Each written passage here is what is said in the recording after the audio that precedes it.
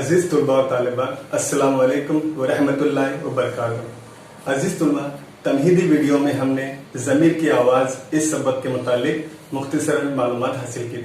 आइए इस सबक के चंद पैराग्राफ का हम लोग मुताला करेंगे।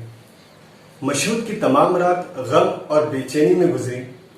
सुबह को मुलाजिम को अखबार लाकर दिया तो कांपते हुए हाथों से अखबार खोला। उस सुर्खी पर उसकी नजर थी। एक बच्चा मोटर से टकरा गया। वो वाकये की तफसील पढ़ने से डरता था। अखबार को फेंकने ही वाला था कि उसे कुछ ख्याल आ गया। उसने अखबार को सीधा किया। खबर कुछ यूं थी। कल 3 बजे सहपहर को आलमनगर की सड़क पर 4 बरस का बच्चा मोटर से टकरा गया। जख्मी बच्चे को उसकी मां के पास मकान नंबर 75 वाक़े गंजपुर पहुंचा दिया गया, लेकिन 2 घंटे के बाद उसका इंतकाल हो गया। मशहूद ये खबर पढ़कर खुद ब खुद कहने लगा, तो मैं इसका कातिल हूं। कल से कितनी मर्तबा इरादा किया कि हादसे की जगह पहुंचकर तहकीकात करूं कि मेरी कार से जो बच्चा टकराया था उसका हश्र क्या हुआ, लेकिन जाने की हिम्मत ना हुई इसकी। आखिर अब मालूम हो गया, लेकिन क्या करूं? उसके घर जाऊं, उसकी मां से अपने जुर्म का इकबाल करूं, उस बदनसीब की तबाह हालत अपनी आंखों से देखूं। ऐसे ही कितने ख्यालात मशहूद के जहन में आ जा रहे थे। एक रोज मशहूद ने मुलाजिम से कहा, फौरन सामान बांधो, मैं बंबई जा रहा हूं।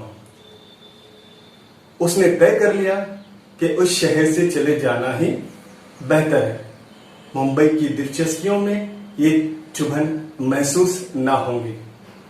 जमीर की आवाज दब जाएंगी, ये सोचकर तिजोरी में से नोटों की एक गड्डी निकालकर वास्कोट के अंदरूनी जेब में रख ली और उठ खड़ा हुआ कि चलकर दोस्तों से रुखसत हो आऊं।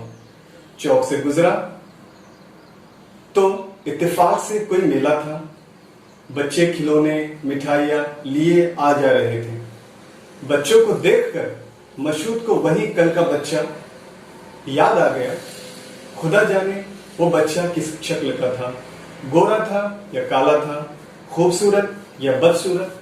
मशहूद इधर उधर नजर डालकर दिल ही दिल में कहने लगा, ये तो गंज का मोहल्ला है, यही उसका घर होगा। सामने की गली में लोग आ जा रहे थे। मशहूद भी उस गली में चला गया।